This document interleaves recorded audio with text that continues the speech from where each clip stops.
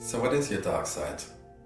The dark side, as I mentioned before, is the aspect of us that we term to be negative, to be wrong, to be the part that we deny. Now, as I mentioned earlier, when I first emerged onto the spiritual path and I started to explore different traits, the focus was so much on the light that I denied the dark even further. And this is why I love talking about the dark side, because so many people don't. The dark side is the part of us that wants to be loved, that wants to be heard, that wants to be expressed. And when you start to tap into this, you start to channel it, you'll find a very holistic, integrative healing for yourself. So before I start talking about the dark side, I'd just like to talk about emotions. Because emotions also, I feel, are quite misunderstood. Emotions are energy in motion. They are energy that wants to move. They want to have movement within us. They want to have flow. And when we push them down and we don't allow them that expression, we suppress them. We repress these emotions. Repressed emotions are going to stay in our body. They won't magically disappear. And when they stay in our body, they actually can create disease, which is a dis-ease of energy, and obviously create physical symptoms as well. And additionally to that, of course, they are being still reflected within our reality. These emotions will pull onto belief systems that are coming in or from our subconscious and reflect that externally with pain, with suffering, because repressed emotions will always lead to some suffering in our life because they just want to be heard, they want to be expressed. Now, I always find a great analogy of working with the dark side is to use the example of children. Now, imagine you have 3 children and one of them is naughty and the other 2 are very good. You know, they're very well behaved, they've done their homework and they're very good, they're having dinner right now. And the other one is so naughty that you decide to lock him away in a room. And he's banging on the door, you tell him to shut up, you just try and focus on the other 2 kids. This is very similar of how we deal with our dark side and very similar of how we deal with our ego, because in essence, the dark side emotions are emanating from the ego. They're emanating from your inner child, the traumatized aspect of your inner child that has been hurt, that has been suffering and just wants to be heard by you. That's all it wants. It wants to be heard by you, it wants to be loved by you. And so as we begin to understand this, all of these negative emotions that we talk about and negative parts of ourselves, these insecurities such as anger, fear, jealousy, envy, competitiveness, whatever it is, whatever we like to label all those dark side emotions, are emanating from an aspect of us that hasn't quite understood how reality works, because it hasn't received the unconditional love and higher philosophies of wisdom that it requires to understand the interconnectedness of life and that everything is stored within. And so how do we deal with our dark side? How do we deal with these emotions? How do we deal with that part of us that has been suppressed? One of the most effective ways that I have found, the most powerful ways and the most simplest ways, is through writing. You may feel that you can't write. This is something I believed for a very long time. I wasn't very good at English at school, and what I realised later on, writing is very simple. If you can speak, you can write, which we can all do. So writing is about expressing yourself to yourself. This isn't about writing some English literature novel. This is about us literally expressing our emotions, expressing everything you feel down onto paper. This is a dialogue between you and yourself, because as it hits that paper or the screen, however you want to do this, it's being reflected back through your consciousness. You are looking at that and healing that within you through the light of your consciousness. Now, what's happening here as you express these emotions, it's important to express them fully in that state that they're in. In other words, don't try to make them positive, which is such a common feeling by us to do. We really want to make it positive as soon as it comes out because we're judging them. This is what essentially it all comes down to. We are judging these emotions, and by judging them, we're suppressing them. By judging them, we're judging a half of us, and we're judging reality. Our reality begins to judge us because we're reflecting that judgment externally. So as you're expressing this, get it out in its natural form. Write in capitals, make up swear words. I love to do that. Get out this energy. I'm using anger here, obviously, as a way of expressing, but whatever it is you've got with any situation, you may have a particular person who has brought up an issue for you. So write a letter to them, and don't send this to them. You can if you want, obviously, but I would recommend having this dialogue with yourself first, because really this is all about you. Everyone around you is just playing a reflection. They're an actor in your play. So the more you bring this back to yourself, the more you begin to own your reality. When we own our reality, we are owning everything that we're experiencing. We are saying, yes, I am reflecting this. Yes, I accept that everything here is a reflection of me. In other words, yes, I am beginning to accept me, because everything outside is a reflection of everything internally. This is why we project. When we don't own our reality, we will project those feelings. We'll project what we're not owning onto other people, because we still want to see them. Our soul is trying to see them. So we will project that feeling onto that other person to try and see that coming back to us.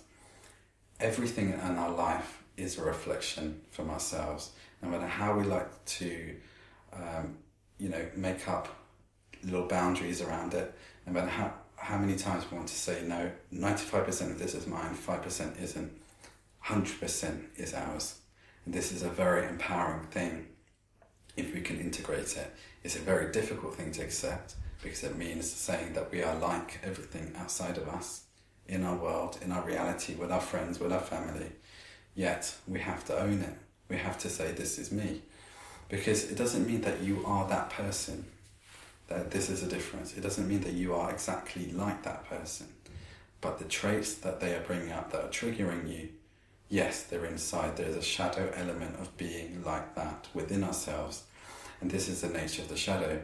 Usually when we point in a finger, you must have heard that, I think it's a Nigerian proverb, when you point your finger at somebody, there's 3 fingers pointing towards yourself. I love that, because it's showing everything is about ourselves. Whenever we are looking at something external that's triggering us, it's triggering us for a reason.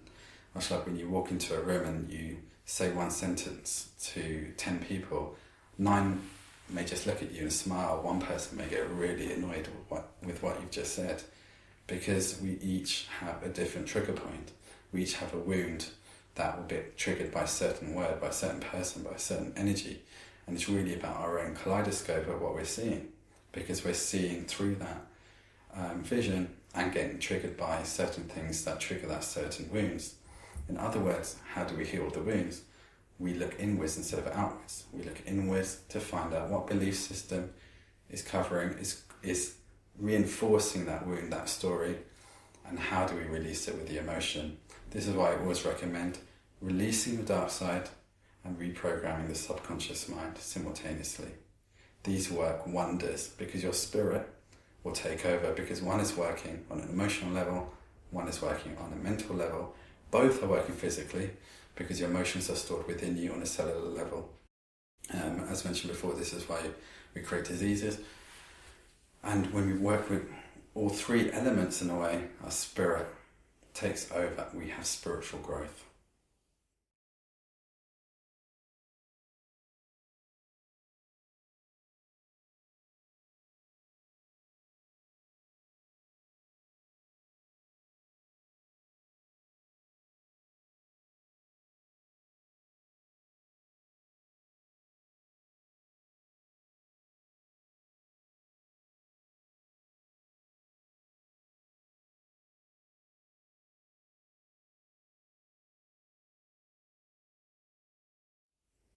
So to give you an example of the shadow side and what it can show about ourselves, I'll give you 2 examples actually. One is a common one which we've heard of before.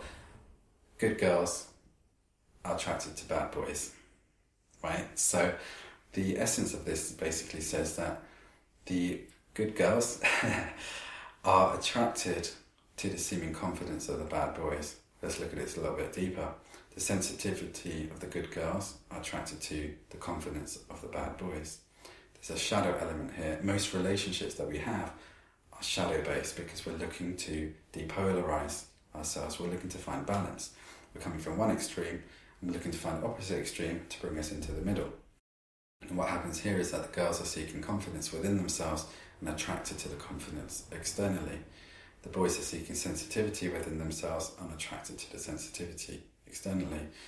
This is why you'll see more of that shadow element going on than very similar energies being attracted to each other.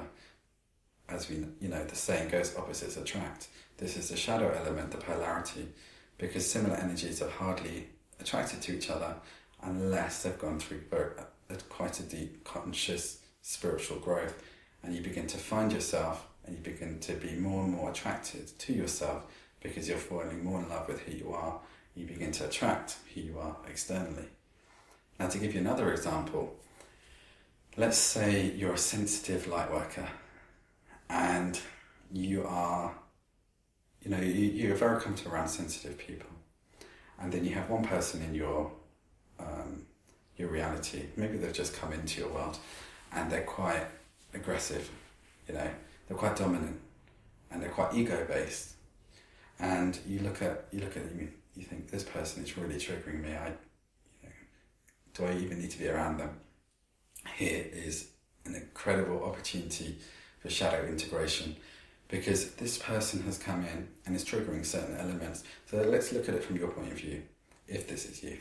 Let's look at it from this person's point of view.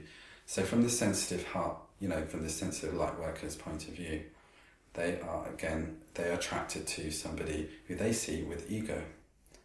We all have ego, it's all the same size, it's just our relative proportion of it. It's our labelling of the ego as a negative term. We all have ego, it's beautiful. This ego, it needs to be nurtured, it needs to be loved, it needs to be brought up. So let's look at it from a different point of view. This individual who feels sensitive is attracting somebody who's dominant, attracting somebody who's aggressive as well. So this aggressive could be an energy within this first individual that isn't being expressed because they're seeing it externally and it's triggering them. That is the key to know if you're having a shadow reflection. Otherwise you will begin to look at everything and think it's happening internally. If you're being triggered by something, you're being triggered by it for a reason. That trigger can only happen internally. There's an inner resonance that's being reflected externally. So this particular example is a golden opportunity for integration if one or both, hopefully, can be conscious of it, because what happens here is that the first individual begins to recognize the passive aggressive nature that's probably going on, which is why there's external aggressive energy happening. Usually there's a repression of the dark side here internally. Here there's an expression of the dark side too much externally. So there's a balance going on here. And when I say dark side, I mean emotions in that way. And then the ego, so maybe this individual needs to step out more, believe in themselves more, speak out more. And this individual needs to listen more and be more mindful of their energy with others. There's always learning to happen. And what happens when we push these people away, they keep coming back in different disguises, because it's our play. And it's our actors will bring them in to show us, to bring in the shadow integration.